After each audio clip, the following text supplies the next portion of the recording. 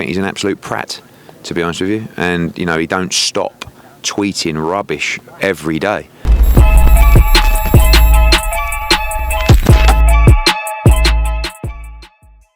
This is Jonathan Agar, fifth pro boxing fans here in Arizona. Eddie ahead of Sonny Edwards against Bam Rodriguez. The niceties are gone after a really pleasant build-up. What did you make of what was set up there? Finally. You know, I loved it. I think it's what you want. You want two guys talking their shit, two guys who believe in themselves, two guys that are fired up, and that's what you got. You know, one of the best fights in boxing, undefeated v undefeated, two guys in their absolute prime, two champions. Saw Bam Rodriguez get a rattle, but for the first time looked like he wanted to chin Sonny Edwards, and Sonny done a good job to wind him up, and 2 days away now from a massive fight.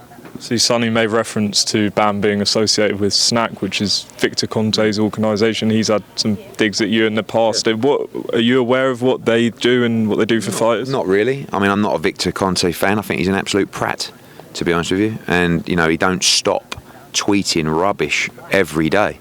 Don't know the guy. I think I might have said hello to him once, messaged him once. But, you know, of course the allegations against him are extensive from Sonny.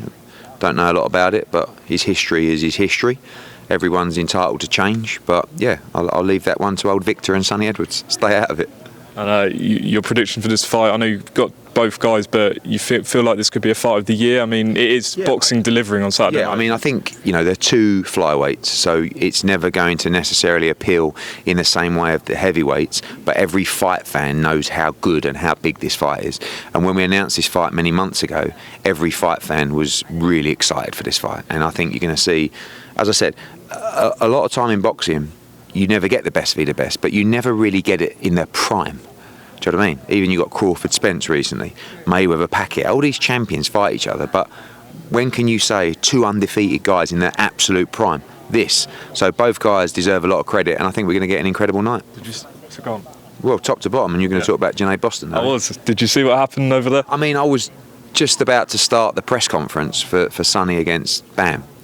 I believe that Junaid and his opponent had a little bit of a roll around, but no one was hurt, no one was looked like punched, and we got a fight. And you know, it's one thing that we've got an incredible opportunity to do is to give our great prospects and our great roster the opportunity and the experience to fight internationally.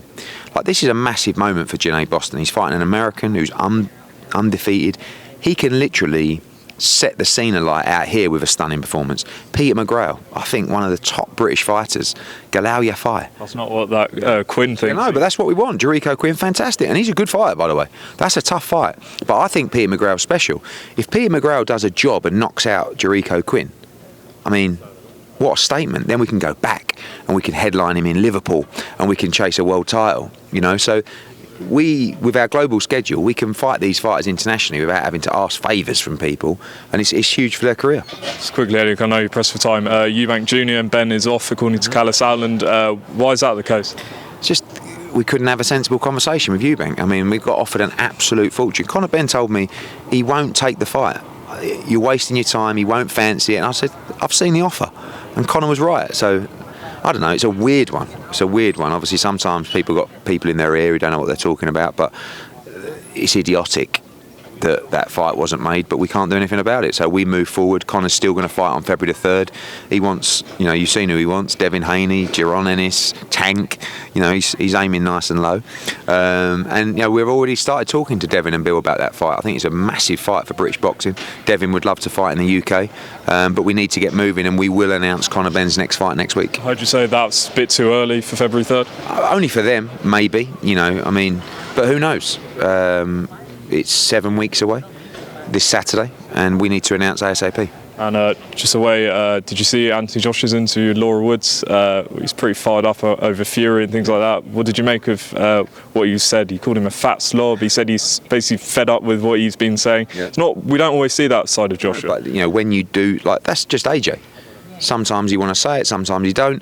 In the past, maybe he's felt that he shouldn't talk like that because of his position within British boxing, and he's an ambassador. And now, as I always say, I think he's just reached a stage in his life where he says, I'm just going to do it for me.